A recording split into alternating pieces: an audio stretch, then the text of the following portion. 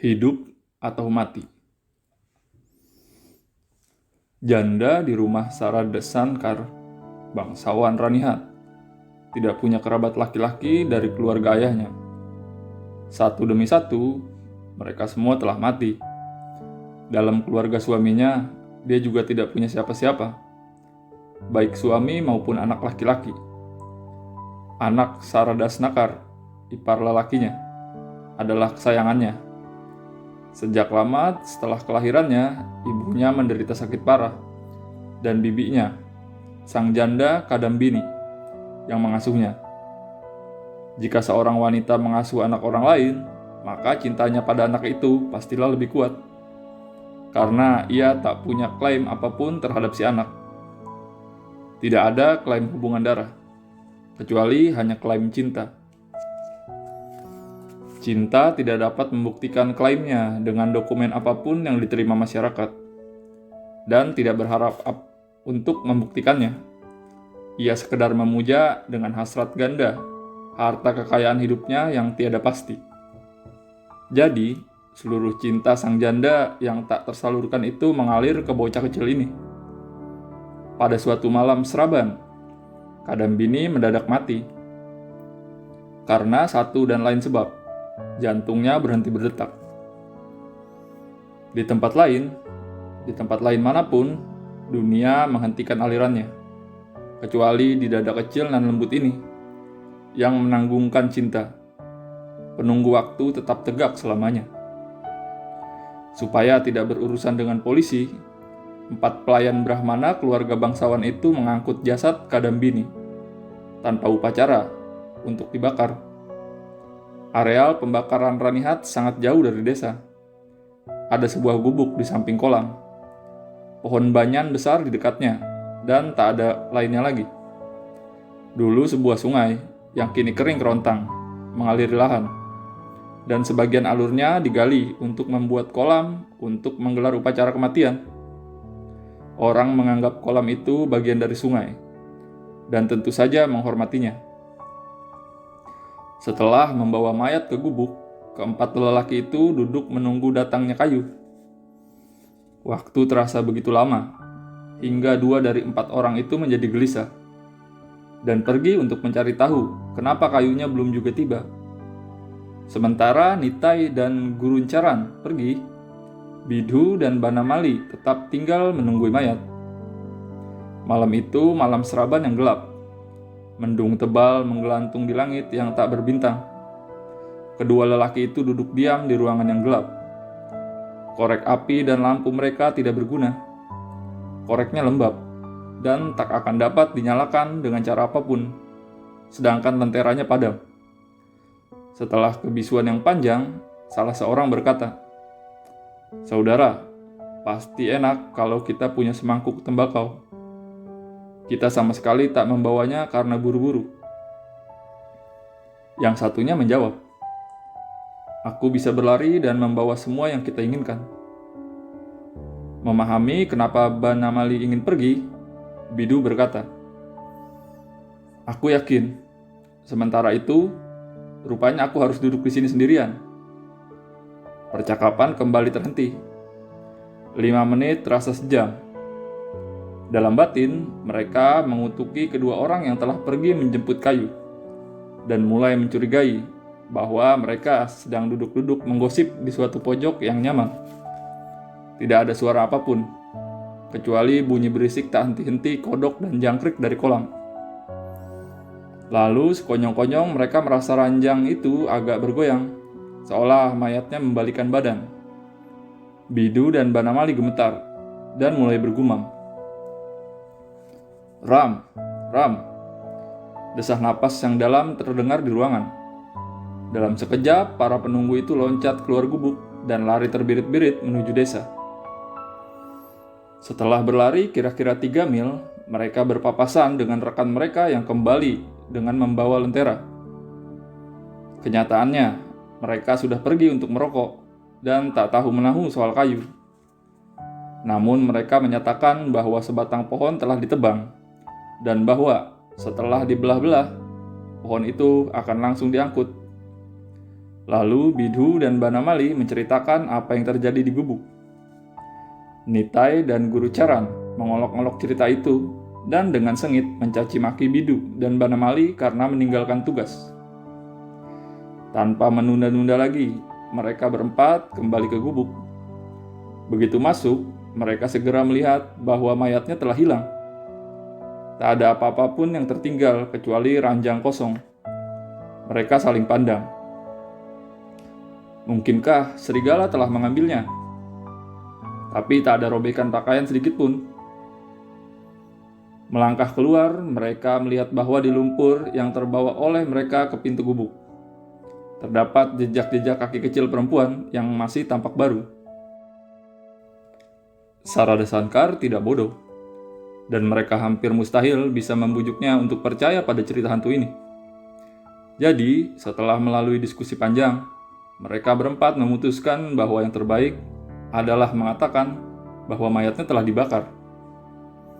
Menjelang subuh, ketika para lelaki yang membawa kayu tiba, mereka pun diberitahu bahwa sehubungan dengan keterlambatan mereka, maka segala pekerjaan telah dibereskan tanpa mereka. Lagi pula ada sejumlah kayu di gubuk. Tidak ada seorang pun yang mungkin mempertanyakan ini, karena tubuh orang mati bukanlah barang yang begitu berharga untuk dicuri.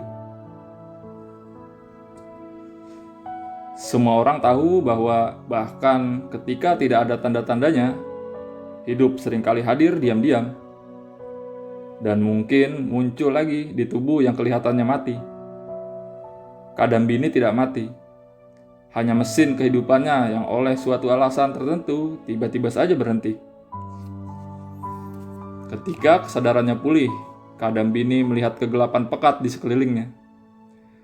Ia sadar bahwa dirinya tidak sedang berbaring di tempatnya yang biasa. Ia berseru, "Kakak." Tapi tidak ada yang menyahut dari kegelapan.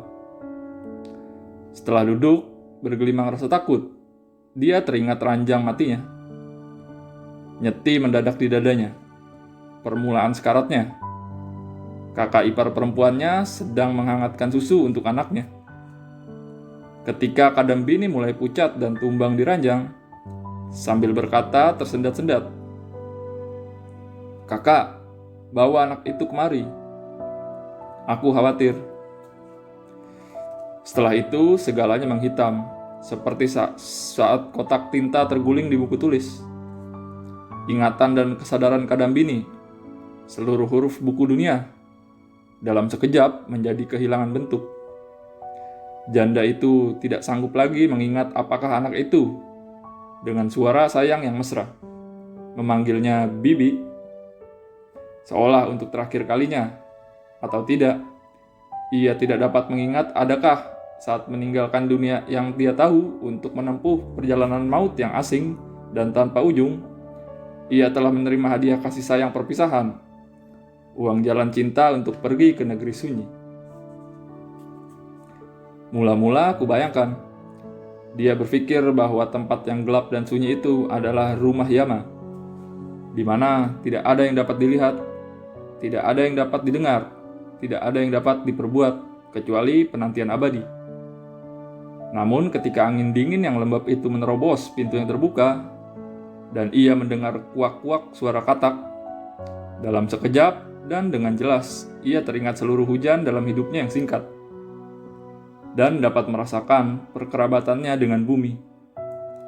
Lalu kilau kilat menyambar, dan dilihatnya kolam, pohon banyan, dataran luas, pohon-pohon yang jauh. Ia ingat bagaimana saat purnama kadangkala ia datang untuk mandi di kolam ini, dan betapa mengerikannya maut saat dilihatnya mayat di lahan pembakaran itu. Pikiran pertamanya adalah kembali pulang. Tapi kemudian ia tercenung. Aku sudah mati. Bagaimana mungkin aku pulang? Itu akan menjadi bencana bagi mereka. Aku telah meninggalkan kerajaan makhluk hidup. Aku adalah hantuku sendiri. Jika tidak demikian, dalihnya kepada diri sendiri. Bagaimana mungkin dia bisa lolos dari bangsal keputrian Sarada Shankar yang dijaga ketat? dan tiba di lahan pembakaran yang jauh ini malam-malam. Lagi pula, andai kata upacara kematiannya belum tuntas, kemana pula perginya orang-orang yang harusnya membakar? Mengenang saat-saat kematiannya di rumah Sarada Sankar yang terang benderang. Kini ia mendapati dirinya seorang diri di lahan pembakaran yang gelap, jauh dan terpencil. Jelaslah dia bukan anggota masyarakat bumi. Jelaslah dia makhluk menakutkan, yang menebar firasat buruk, hantu dirinya sendiri. Begitu sampai pada pemikiran ini, terputuslah segala ikatan yang menautkan dirinya dengan dunia. Ia merasa memiliki kekuatan dahsyat, kebebasan mutlak. Dia bisa melakukan apapun yang dia mau, bisa pergi kemanapun dia suka. Pusing dengan inspirasi ide baru ini, ia melesat keluar gubuk seperti angin dan berdiri di atas lahan pembakaran. Seluruh jejak rasa malu dan takutnya telah lenyap. Namun ketika ia terus berjalan dan berjalan, kakinya menjadi letih dan tubuhnya menjadi lemah. Daratan membentang tak bertepi, di mana-mana persawahan. Terkadang dia dapati dirinya berdiri dalam air setinggi lutut. Bersama cercah pertama fajar, ia mendengar kicau 1-2 burung dari rerumpunan bambu di sekitar rumah-rumah di kejauhan.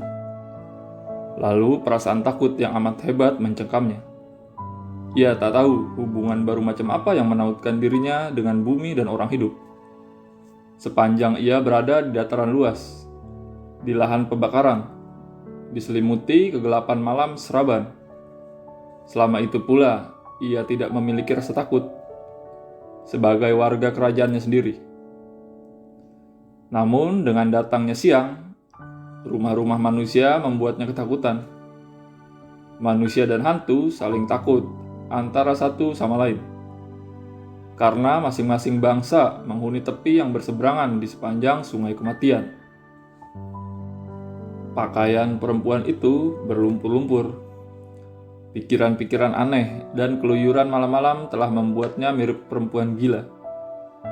Sungguh, penampilannya sedemikian rupa hingga orang mungkin takut kepadanya, dan anak-anak mungkin akan menimpukinya dengan batu atau kabur. Untungnya, orang pertama yang melihatnya adalah seorang pelancong.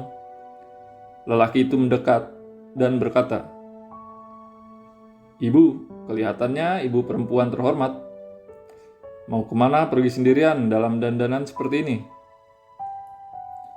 Kadambini, yang kebingungan, diam menatap lelaki itu.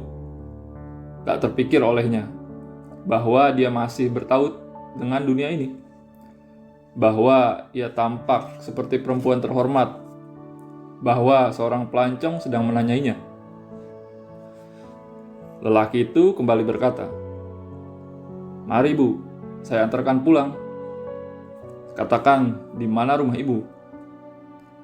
Kadambini berpikir, kembali ke rumah mertua laki-lakinya adalah absurd, sedangkan rumah ayah sendiri ia tak punya. Lalu ia pun teringat kepada sahabat masa kecilnya. Ia tidak pernah lagi bertemu Jogmaya sejak masih muda dulu. Namun dari waktu ke waktu mereka tetap rajin berkirim-kiriman surat. Ada kalanya mereka bertengkar, tentu saja, karena Kadambini berkeras amat menyayangi Jogmaya. Sementara sang sahabat mengeluh bahwa Kadambini tidak membalas kasih sayangnya dengan setimpal. Mereka berdua yakin bahwa kalau sampai bertemu, mereka tak akan terpisahkan lagi. Kadambini berkata kepada pelancong, "Aku akan pergi ke rumah Sripati di Nisindapur." Karena lelaki itu menuju Kalkuta, Nisindapur, meski jaraknya tidak dekat, akan dilewatinya. Maka ia pun mengantarkan Kadambini ke rumah Sripati, dan kedua sahabat itu pun bertemu kembali. Awalnya mereka tidak saling mengenali, namun berangsur-angsur keduanya mengenali sosok masing-masing semasih anak-anak dulu. "Astaga," kata Jogmaya, "aku tak pernah mimpi bisa ketemu kamu lagi. Tapi bagaimana kau bisa sampai kemari, Dik?" keluarga ayah mertuamu pasti tak bakal mengizinkanmu pergi. Kadambini membisu dan akhirnya berkata, "Kak, jangan tanyakan soal mertuaku. Berilah aku sedikit tempat dan perlakukan aku sebagai pelayanmu. Aku akan membereskan pekerjaanmu." "Apa?" teriak Jokmaya. "Memperlakukanmu sebagai pelayan? Kenapa? Kau sahabatku. Kau ini..." dan seterusnya dan seterusnya. Tak lama kemudian Sripati muncul. Kadambini menatap lelaki itu beberapa saat lamanya, dan kemudian pergi keluar dengan amat perlahan. Ia tidak membuka kerudungnya sampai tanda penghormatan, dan tidak menunjukkan sedikit pun rasa hormat atau sopan santun. Jokmaya, yang khawatir Sripati akan berburuk sangka kepada sahabatnya, mulai menjelaskan panjang lebar. Tapi Sripati, yang langsung saja mengiyakan apapun ucapan Jokmaya, memotong cerita itu dan meninggalkan istrinya dengan resah.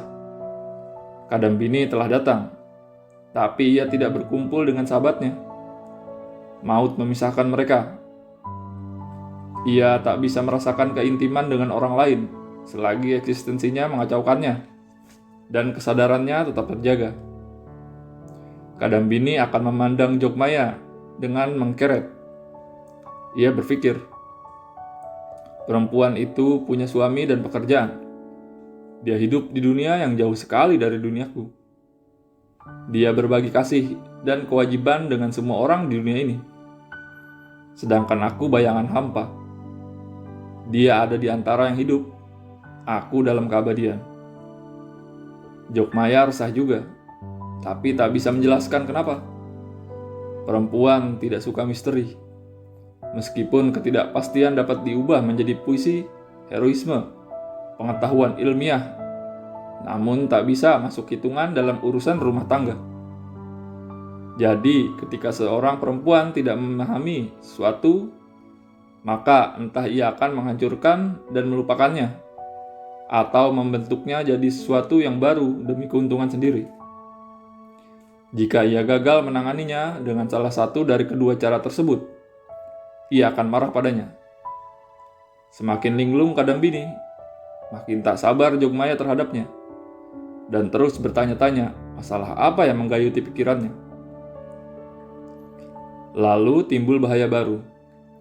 Kadambini takut dengan dirinya sendiri, namun tak bisa kabur dari dirinya sendiri. Mereka yang takut hantu, takut kepada apa yang ada di baliknya.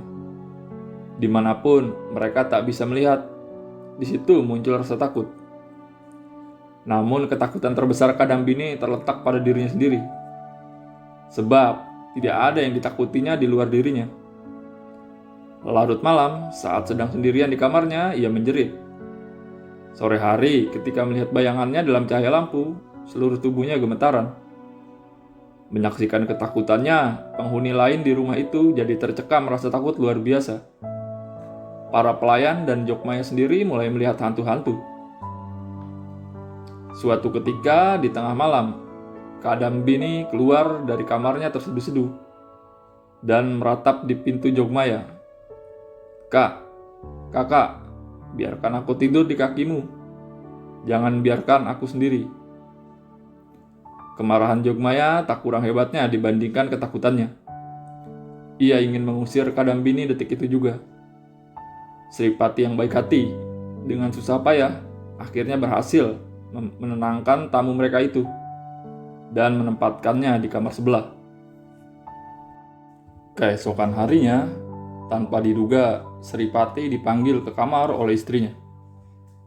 Perempuan itu mulai mencaci makinya. Kau sebut dirimu laki-laki. Seorang perempuan lari dari ayah mertuanya dan masuk ke rumahmu.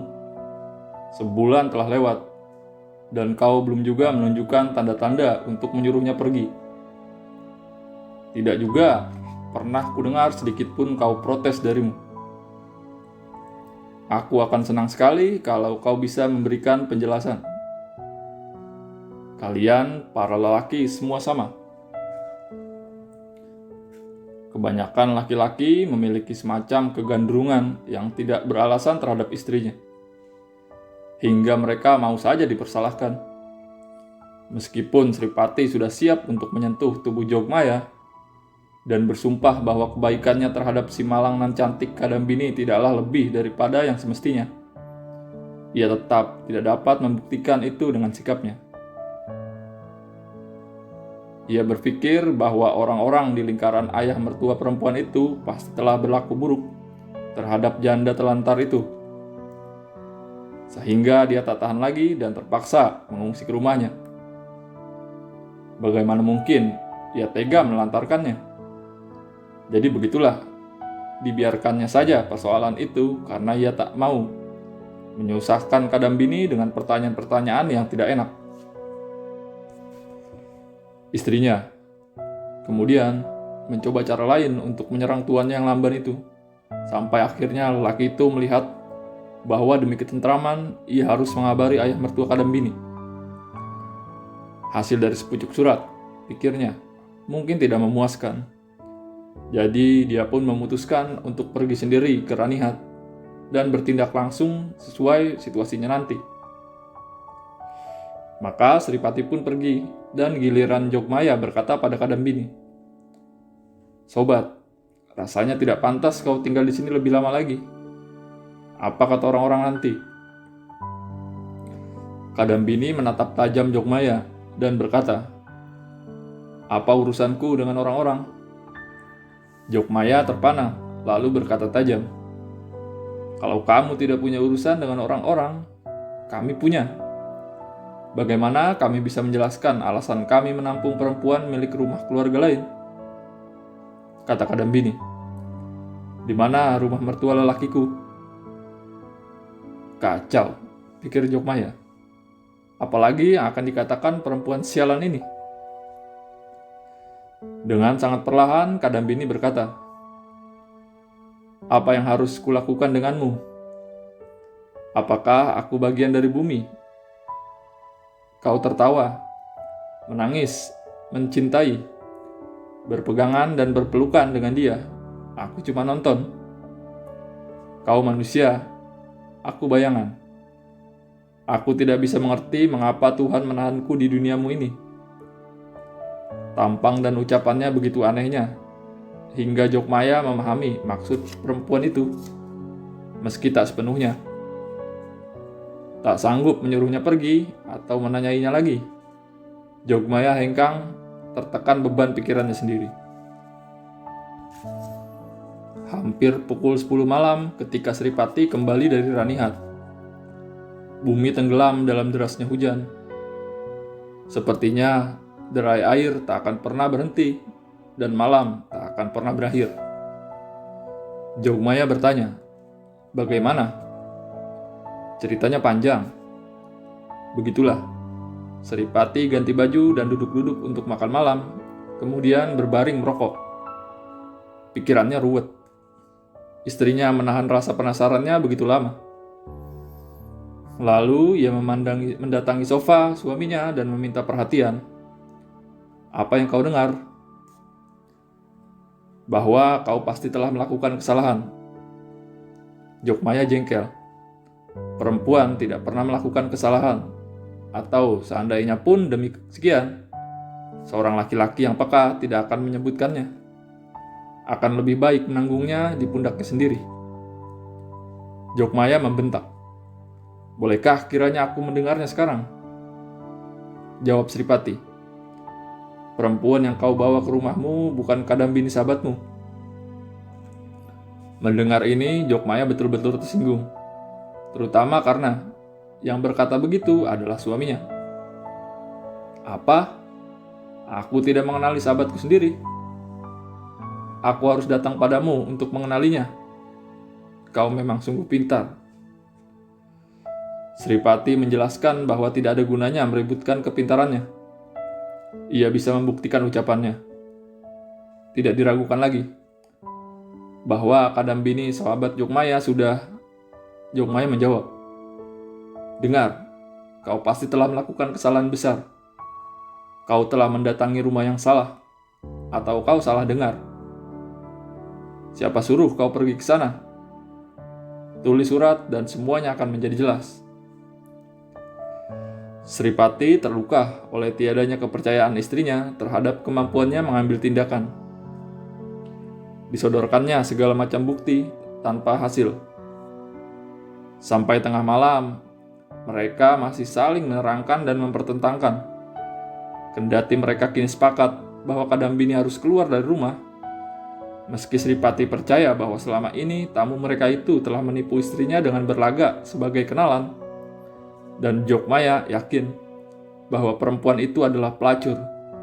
Dalam diskusi yang sedang berlangsung itu tidak ada yang mau mengaku kalah.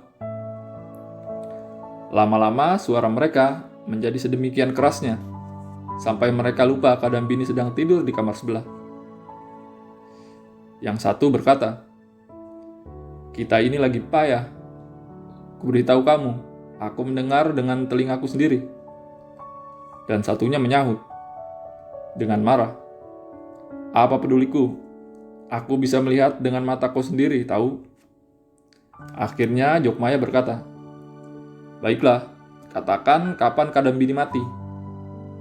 Perempuan itu berpikir bahwa jika ia bisa menemukan ketidakcocokan antara hari kematian dan tanggal sejumlah surat Kadambini, ia bisa membuktikan bahwa Sripati keliru. Lelaki itu memberitahukan tanggal kematian Kadambini, dan mereka berdua melihat bahwa tanggal itu jatuh tepat sehari sebelum Kadambini datang ke rumah mereka. Jantung Jokmaya berdegup kencang dan bahkan Sripati pun terguncang. Saat itu pula pintu tiba-tiba terkuak. Angin lembab berembus masuk dan meniup padam pelita. Kegelapan segera menyusul dan memenuhi seluruh rumah. Kadambini berdiri dalam ruangan. Saat itu hampir pukul 1 malam dan di luar hujan terus mengutuk-ngutuk. Kadambini bicara, "Sobat, aku Kadambinimu, tapi aku tak lagi hidup. Aku sudah mati." Jokmaya menjerit ketakutan. Sripati terbungkam. "Tapi, kecuali sudah mati, aku tak pernah berbuat salah pada kalian. Aku tidak punya tempat di antara yang hidup, tidak juga di antara yang mati. Oh, kemana aku harus pergi?" Sambil menangis seolah untuk membangunkan sang pencipta yang sedang tidur dalam pekatnya malam hujan, perempuan itu bertanya lagi, "Oh, kemana aku harus pergi?" Begitulah, Kadambini meninggalkan temannya pingsan di rumah yang gelap itu dan pergi menyongsong dunia, mencari tempatnya sendiri. Sulit dikatakan bagaimana Kadambini sampai di Ranihat. Mulanya ia tidak menampakkan dirinya ke siapapun, selain melewatkan seharian penuh di sebuah kuil bobrok, kelaparan. Ketika hari hujan di sore yang terlalu cepat datang itu berubah menjadi hitam pekat, dan orang-orang meringkuk dalam rumah karena takut akan badai yang mengintai. Barulah Kadambini berjalan. Hatinya menggigil saat mencapai rumah ayah mertuanya. Dan tatkala dengan sehelai cadar tebal di wajahnya, ia masuk. Tak seorang penjaga pintu pun mencegahnya, karena mereka mengiranya seorang pelayan. Dan hujan pun terus turun, dan angin pun meraung-raung. Sang Nyonya, istri Sarada Sankar, sedang main kartu dengan adiknya yang menjanda. Seorang pelayan ada di dapur, dan anak sakit itu tidur di kamar tidur. Kadambini yang lolos dari perhatian orang memasuki kamar ini. Aku tidak tahu kenapa dia mendatangi rumah ayah mertuanya. Dia sendiri pun tidak tahu. Dia hanya merasa ingin melihat anak itu lagi. Tak terpikir olehnya setelah itu mau pergi kemana atau mau berbuat apa. Di kamar yang terang itu dilihatnya anak itu tidur dengan tangan tergenggam. Tubuhnya ranggas oleh dendam.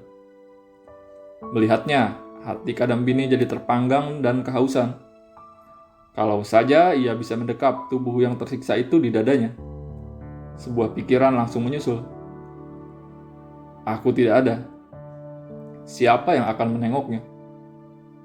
Ibunya suka berkumpul-kumpul, suka bergosip, dan main kartu. Sepanjang waktu dia hanya memasrahkan tanggung jawabnya kepadaku. Sementara dia sendiri bebas dari cemas, tidak pula sedikit pun mengkhawatirkan anak itu. Kini siapa yang akan merawatnya seperti aku? Anak itu membalikan badan dan menangis, setengah mengantuk. Bibi minta air. Anak kesayangan itu belum melupakan bibinya. Dalam gejolak kegembiraan, Kadambini menuangkan air dan meminumkannya pada anak yang telah digendongnya di dadanya itu. Sepanjang masih mengantuk, anak itu tidak merasa aneh diminumi oleh tangan yang dikenalnya.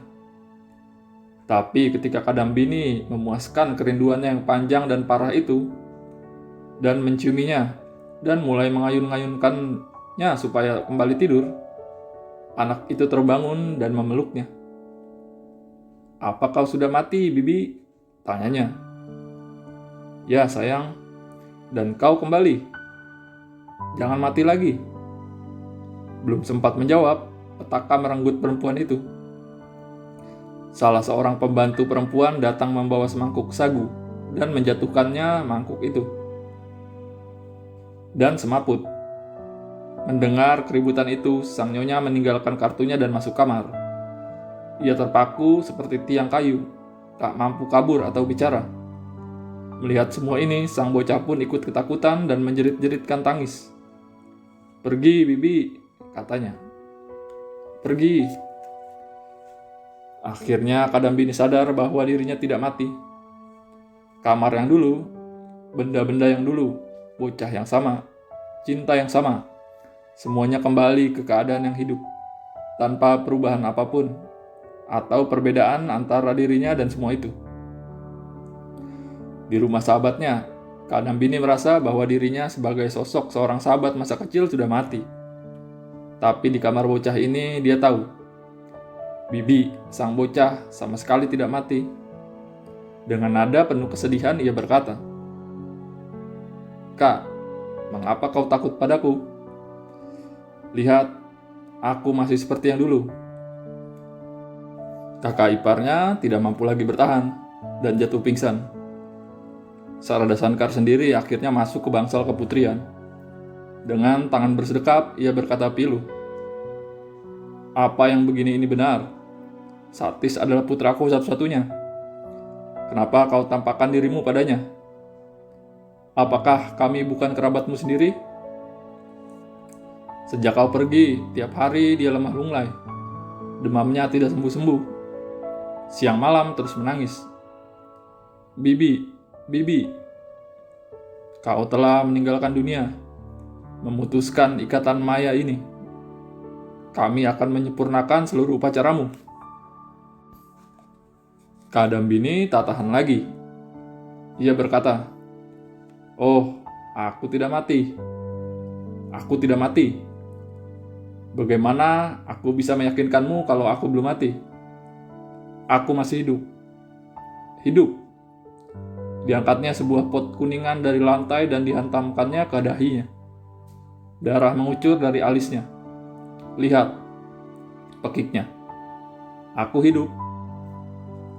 Sarada Sankar berdiri mematung, sang bocah menjerit ketakutan. Dua perempuan pingsan, masih tergolek pingsan. Kadambini seraya berteriak-teriak, "Aku tidak mati. Aku tidak mati." Pergi menuruni tangga ke sumur bangsal keputrian dan menceburkan diri. Dari lantai atas, Sarada Sankar mendengar bunyi gedebur air. Hujan turun sepanjang malam. Hujan turun esok harinya saat subuh. Hujan terus turun saat siang. Dengan mati, Kadambini membuktikan bahwa dia tidak mati. Selesai.